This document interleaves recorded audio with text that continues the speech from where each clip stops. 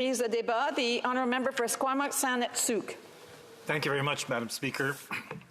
New Democrats support, as all parties do, tackling the important issues that this bill seeks to tackle. We also know that there's been an explosion of sexual exploitation of individuals online without their consent, an explosion of child pornography. And what we have to do is find those measures to be effective in bringing an end to these heinous practices. Like the member from Peace River Westlock, I'd like to support and salute the survivors who've told their tales at much personal sacrifice and much personal anguish to publicly acknowledge what's happened to them and the impact it's had on their lives.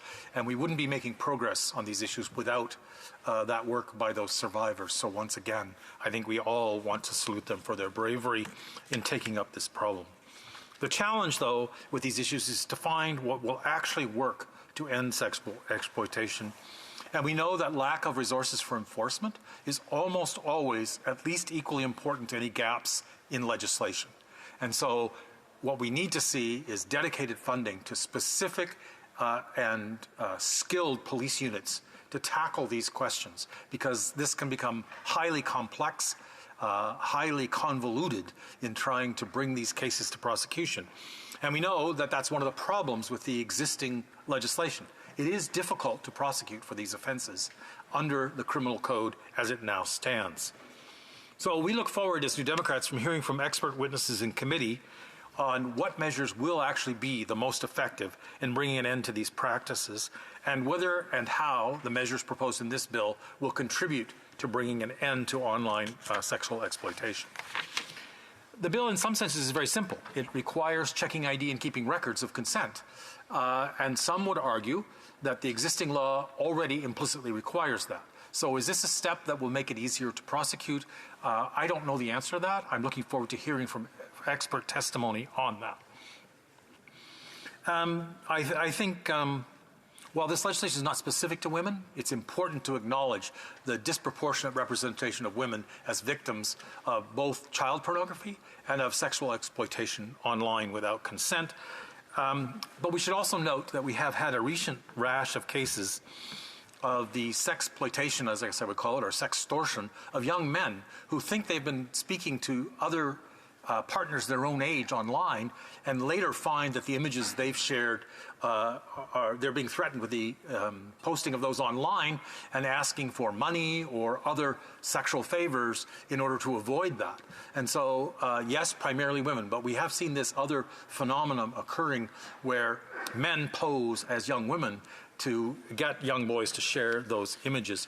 And so obviously there's more education we need to do with young people about the dangers of sharing intimate images, although I'm under no illusion that we can actually change the way young people relate to each other online and through their phones. So education will be important, but some measures to deal with these things when they happen are also important.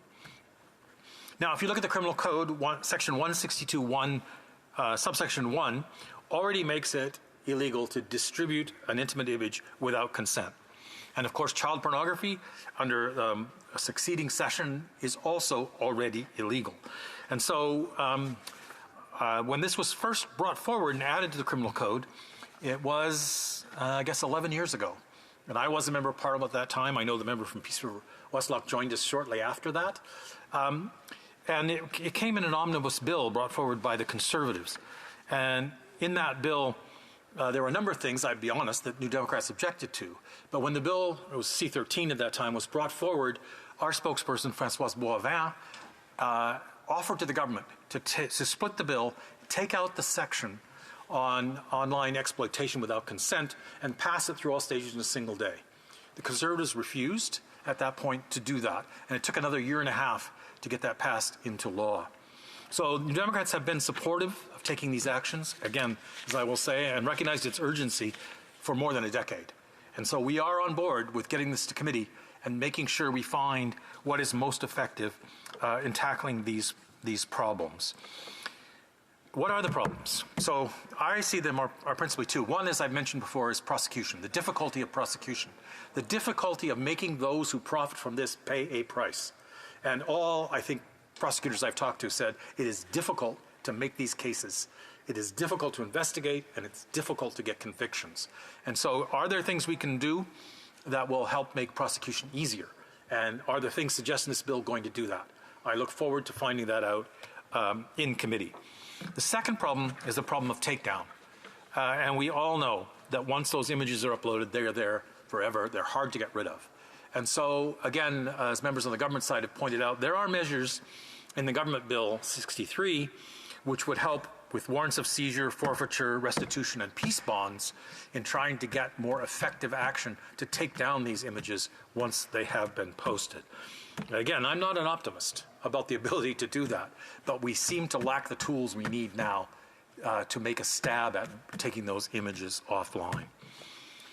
Madam Speaker, I think it's also important to remember that whatever we do here has to make our law more effective at getting those who are profiting from these images. That's really what this bill has been aimed at, and I salute the member from Peace River Westlock for that singular focus, because I think that is really key.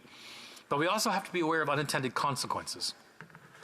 And once Section 162(1) subsection 1 became law, in court we ran into a problem fairly early on of minors who share images, private images between each other, because technically, under the law as it's written, that's illegal.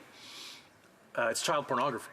And it certainly wasn't the intention to capture 15-year-olds who share intimate images with each other. And so whenever we make these kind of changes, we have to make sure they don't have unintended consequences. Whether we like the practices that young people engage in online or not is not the question. We just have to make sure we don't capture innocent people when we're trying to capture those who profit from exploitation. And the second part, in terms of unintended consequences, I think we have to keep in mind is there are those who are engaged in lawful forms of sex work online, and we have to make sure that they are not captured under the broad strokes of this bill. So again, I'm looking forward to hearing the testimony about what will work to actually tackle these problems, which we know are already illegal, but we know we lack effective tools in the legal system to both prosecute and get these images taken down. So, Madam Speaker, I'd just like to conclude once again by saying New Democrats are broadly supportive of the principles in this bill. We're looking for the expert testimony we will hear, I'm certain, at committee about what will actually work to tackle this problem, and I look forward to the early passage of this bill through to committee. Thank you, Madam Speaker. Resuming debate, the honourable member